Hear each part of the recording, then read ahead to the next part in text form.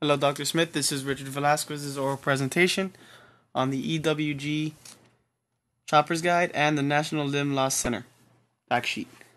The EWG Shopper's Guide meets several of the criteria that Markel marks out in the first chapter on technical documents.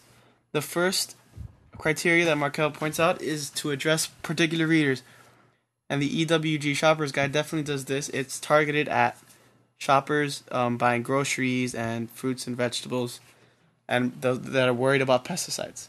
The second criteria that Markel points out is that the document must help readers solve problems. This document definitely does this by suggesting that readers can peel or clean or even buy different fruits organically. And also it provides a chart called the Dirty Dozen, which shows which fruits are have more pesticides and which don't. The next criteria would be reflecting an organization's goal and culture.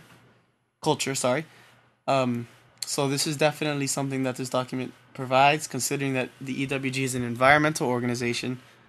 So pesticides are obviously going to be a problem for them. The next criteria, the fourth criteria, is wondering whether the document is produced collaboratively. I always have a problem with that word. Anyways, the guide was produced by the EWG, and although collaboration was not clear, they did point out that they had over 96,000 studies or experiments from the U.S. Department of Agriculture and the Food and Drug Administration. And then another criteria that Markel points out would be, does it use the design to increase readability? In my opinion, it does and it does not. The questions are bolded, which helps out the reader, but there is no heading, and there's a lot of white space on the left side of the document. Maybe they could fill some of that out and put a heading on it to make it more readable and more presentable. There are no graphics, which is the sixth criteria. It consists of words or graphics or both, and it does have words, obviously, but the graphics is really just the Dirty Dozen chart, which isn't that effective. So what I would recommend for this document is adding a title, improving the layout, maybe making the logo a little smaller, putting on another chart or another graphic on the side. That pretty much does it for the EWG Shopper's Guide. Now let's move on to the National Limb Loss Center fact sheet for Hispanics. Again, I'll be using Markel's 6 criteria shown in Chapter 1. The first being addressing particular readers. This fact sheet is written for either healthcare professionals or for Hispanic patients.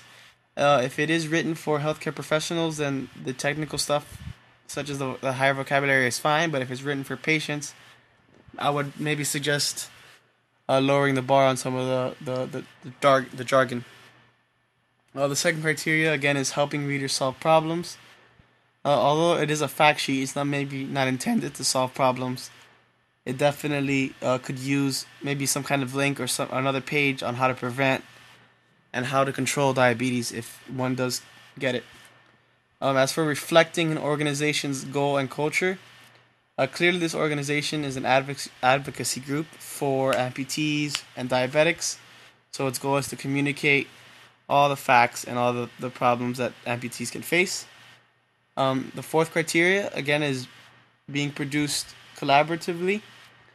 And the fact sheet was actually produced in collaboration with the CDC according to the document.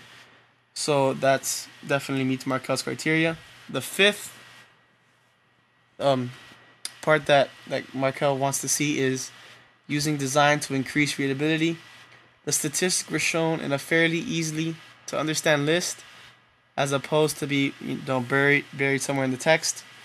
The colored boxes really help provide links and additional information easy and quickly to find. And the Spanish language publication also helps for the Hispanics themselves. So in conclusion, for this document, I would recommend putting all the organizational information on the second page and keeping the statistical information and pictures on the first. Kind of break it down a little bit in a more important to less important manner. And also making references sections smaller if needed for space purposes, and adding some links or information on how to prevent diabetes, not just what happens after. Thank you.